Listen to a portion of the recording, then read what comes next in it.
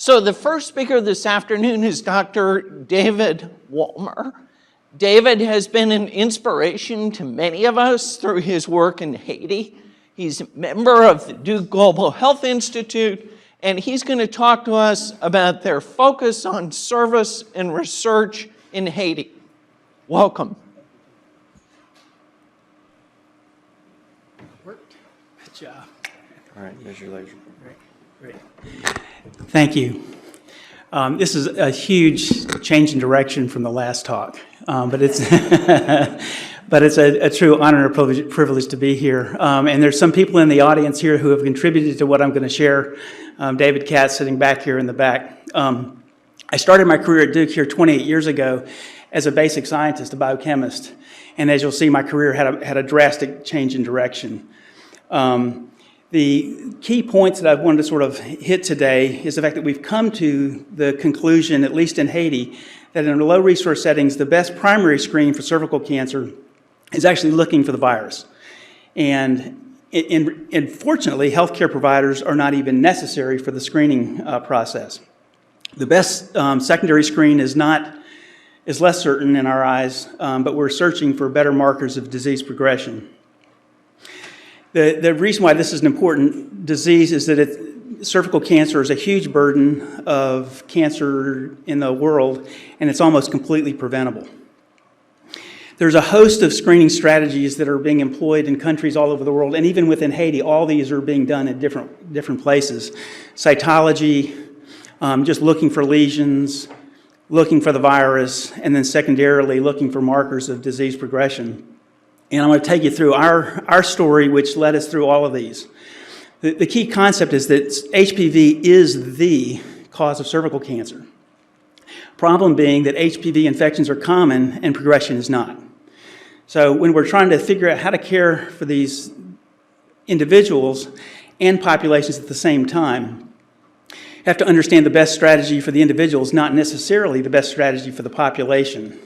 Every one of these strategies has flaws to it. We have to understand them and own them in where we're going. So looking for the right strategy is constantly a moving target, and we're basically doing risk-benefit analysis as we go along and things improve. So this is where we started in 1993. The gentleman on the right, I just happened to go to Haiti with a church, spent a week with this guy, and at the end of the week he said he wanted to work on cervical cancer prevention. And I told him I didn't have much time, but 4 years later I closed my lab and started working for him. What Jean-Claude wanted to do was to do conventional cytology. If there was disease found, look for the lesions, do a biopsy, and then treat high-grade disease. What I didn't realize at the time was Jean-Claude was it was the first time that I'd ever met somebody and recognized it, that their last name and their career had something to do with each other. So Jean-Claude's last name was Fertillion. I came back to Duke and suddenly realized that they were all around me. Phil Heine is one of my colleagues, OBGYN. John Looney, you know. And interestingly enough, this building was named after Mary. And Jim and Mary were early sponsors of everything that you're going to see here today, so it's very fitting that we present in this building.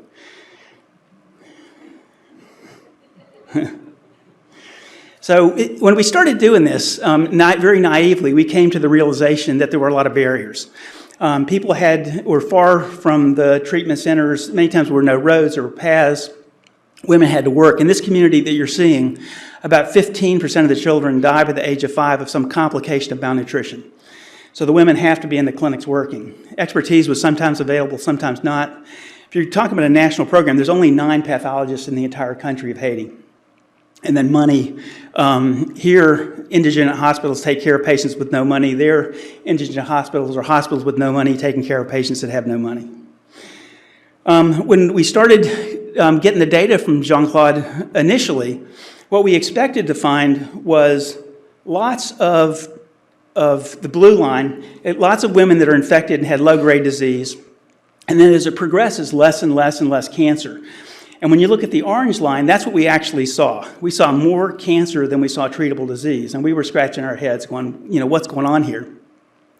So knowing that malnutrition and HIV were in the population, we thought, well, maybe there's an element of more rapid progression because of immunosuppression, or we're just missing disease. So when we looked at the age, the interval between sexual debut and when dysplasia would show up, when cancer would show up, it looked almost identical to the United States. So we didn't think that progression was the issue. So we looked at the pap smear reports, and the top line is the grade of dysplasia, and then on the side line is the inflammation. And what you can see is that almost all of the identifiable dysplasia was in the low inflammation group. So it looked like the women in these communities had such high levels of inflammation on their pap smears that it was obscuring our ability to find the cells that were abnormal. So we came to the conclusion that in many, many of these cases, we're actually missing disease.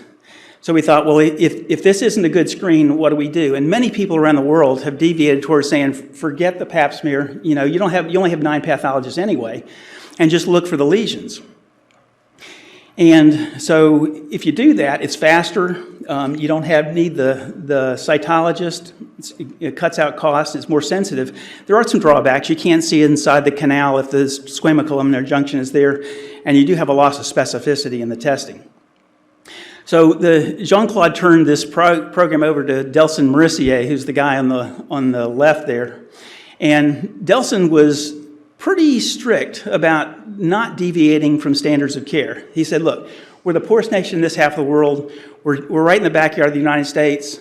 People think we provide substandard care. I'm not doing anything that looks substandard. And we wanted to evaluate the colposcope as a primary screening tool. So we had to come up with a way to do that that would fit into his cultural ways of acting. So what I proposed to Delson was we would do a pap smear. Patient would come back a week later, and with the pap smear results in an envelope, he would do a blinded colposcopy, write down what he saw, what he would do. Then we let him open the envelope, and he got to treat the patients based on both things, so he exceeded standard of care in those patients. What we found was we screened about 3,000 women, and just like the Duke Clinic, only half of them came back. And used the cervical biopsy as our gold standard and looked at inflammation on the ability for the pap smear and the colposcope to see disease. What we found was that the pap smears missed about 80% of the disease that was picked up by looking at the cervix, which was good news from that standpoint, and particularly where inflammation was present, it was much more effective. So we proposed to the Ministry of Health that we could bypass pap smears, and they accepted that. So next thing we said was, and this is where David Katz comes into the picture, in the back, we said if colposcopy is better, can we build a better colposcope? And one of the things that, I'm a reproductive endocrinologist, I put women's fallopian tubes back together when they changed their mind. So I had this pair of surgical loops on my desk. I went to the bicycle store and bought a bicycle halogen headlamp, and went to the camera store and got a green camera filter. And I brought it back to the Duke Dysplasia Clinic, and we started comparing this homemade device against the conventional colposcope. And what we found out was there was more difference between two doctors using the conventional colposcope than there was between the two devices at the time. So there were a number of problems that were with this device. So David and his laboratory staff helped us move the light from the forehead onto the end of the lenses. But then Delson started complaining that it was too heavy on his nose. So when Bob Malkin came to Duke and he had the Cures competition, we challenged the students with helping us move the weight from the nose to the forehead and won the competition. So then a local engineer helped us re-engineer the optics and create the device in the middle, but that was taking about 9 hours to machine the parts and put it all together. So we got a grant from Goldman Sachs to create injection molds so we can rapidly make the devices. And so we then proposed to the Ministry of Health that maybe portable colposcopy, the advantage here is it's a lightweight, hands-free instrument that's battery. You don't need electricity to screen with. So we had to think, are there any problems with the screening strategy itself? It looked like it's better than pap smears, but is it as good as we need it and want it to be? And there was a nice study done in China where they up to this point, all the studies were just looking at the lesions that you could see. And Jerry Bellinson and his group said, look, let's look in the quadrants that look normal and see what happens. So they started biopsying all 4 quadrants in the endocervical canal. And basically what they showed was that when the epithelium gets thin, that the ability to see the white lesions decreases, and you might miss disease when you're looking for it. So this is where the Center for AIDS Research comes in. We applied for a grant here, got approval, but when we went to get NIH approval, they had reservations about us doing these random biopsies of these quadrants. He said, this is going to hurt. They said, you can do 50 women and that's it. And so these are the 50 women that we screened, and what we found was that 15% of the quadrants had a white lesion. 10% of those white lesions were high-grade disease. 2% of the quadrants that looked normal had high-grade disease in them.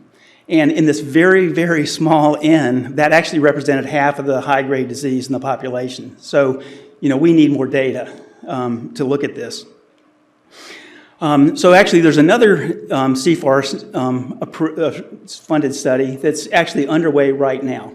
And what we're doing is we're comparing what people are doing around the world, no magnification, 1x, to our portable colposcope, which is 8x, to the conventional colposcopes, which are about 15x, and doing the random biopsies to see, how well these different devices look. And hopefully we'll get NIMI scope down there doing the same thing. But the theory is that maybe the high magnification might help us identify these higher grade lesions because of the atypical vessels. If you don't, you may not see the vascularity at the low magnification that's there. So that's what we're evaluating. And then the HPV story started with us. We inadvertently bumped into the Digene folks back in 2007. And it just so happened that at that time, they had gotten a grant from Path and Gates to develop an inexpensive HPV assay for the developing world.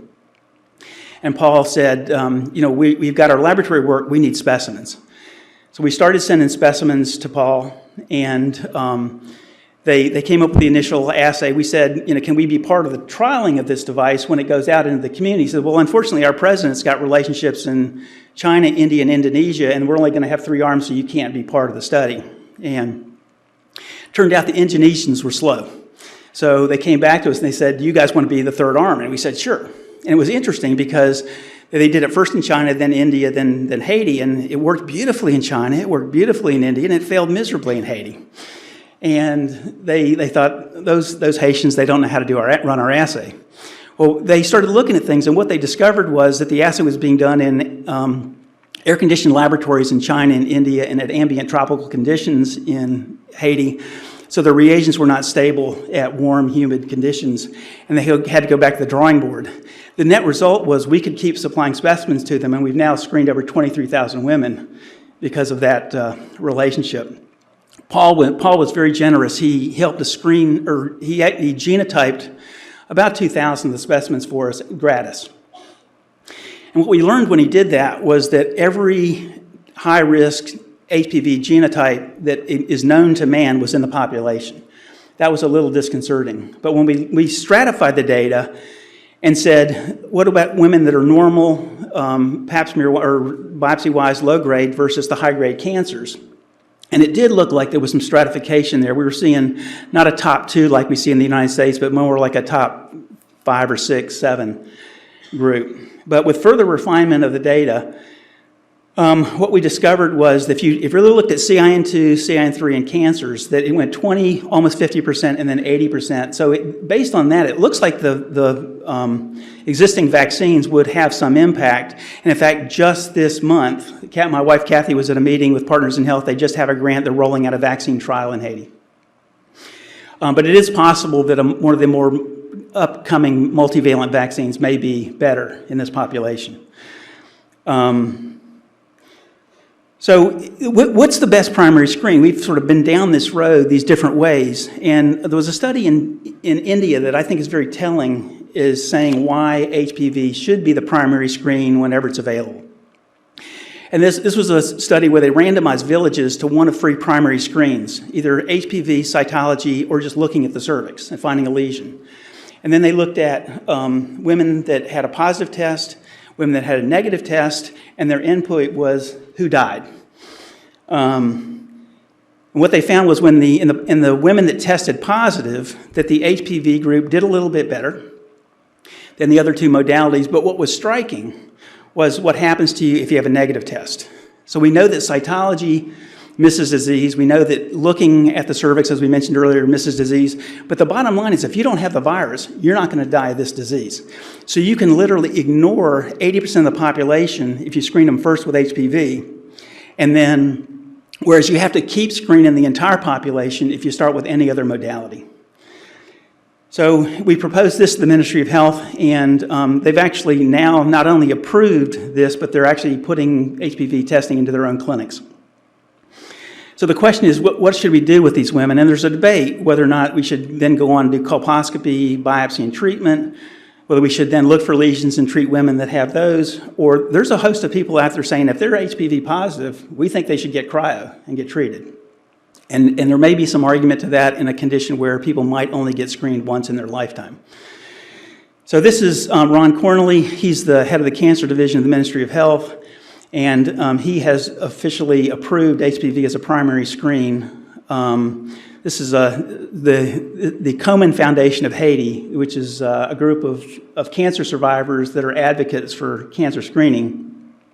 And we've recently employed Phil Castle as a sort of a consultant to the Ministry of Health. He's worked with governments around the world to try to get national programs going, and they've engaged him, and we're very excited about that. As a result of this, we got a grant from the Clinton Bush Haiti Fund and opened an HC2 lab. The downside to this is that it requires very skilled laboratory people to run this test, but we've actually screened an additional 10,000 women through this laboratory. And CARE HPV was not available when we had got this grant. It is now available, and the Ministry of Health is bringing it in under its wings. So one last CFAR-funded study was a question about whether or not we need clinicians as part of the screening protocol. And around the world, this has been done in other places. We compared a woman doing a self-collected vaginal swab to a clinician doing a cervical swab looking for virus. And what we discovered, there's about a 92% concordance between the two tests. So based on this, we've gotten the Ministry of Health to agree that self-collection is a reasonable thing to do. There's a study that was done in Argentina, and basically what they showed was that if you do self-collection versus inviting women to come to the clinic, you're going to screen 4 times more in that community than you would had you waited for them to show up. So we have a demonstration project. QIAGEN, as a thank you to us, has just given us a CARE HPV machine, which is we're building a birthing center up in the mountains. And we've had a relationship in this community for 15 years, and we're going to do a demonstration project to get public health workers to go out and screen these villages and demonstrate that you can screen rural, remote communities very effectively. And we'll use the CARE HPV assay, which is sort of a point-of-care test. What we're working on now is standardizing care across the country. Haiti is a place where you have as many NGOs as there are stars in the sky, all doing their own thing and not talking to each other. So with Phil's help, we're getting the national screening guidelines revised, and we have a meeting here in Durham in October to start getting NGOs together to form another organization that we're going to call Cervical Cancer-Free Haiti, and get everybody to agree to work under one umbrella. And actually, people are quite excited about that.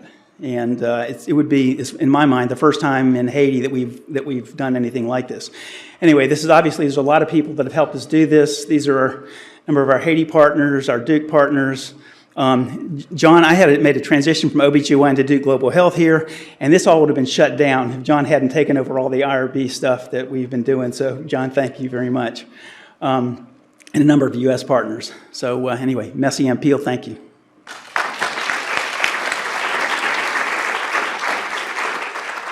Questions for David?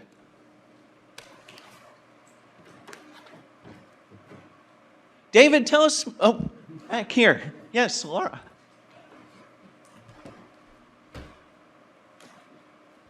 Dr. Walmer, nice to finally meet you.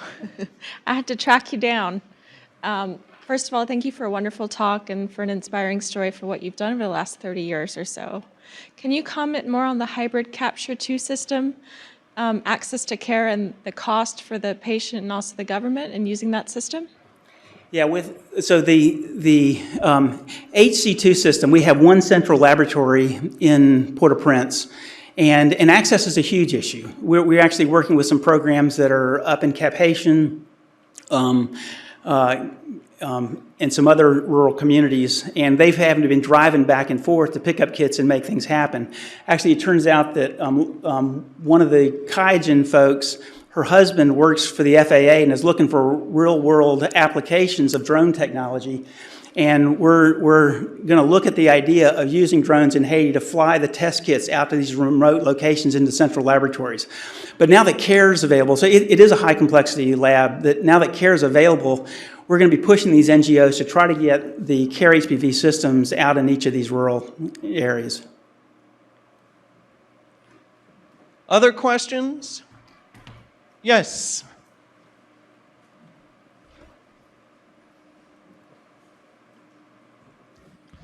David, I just want to say well done. I think here's an example of the harmony of biology, physiology, pathology, and engineering, sociology, and passion.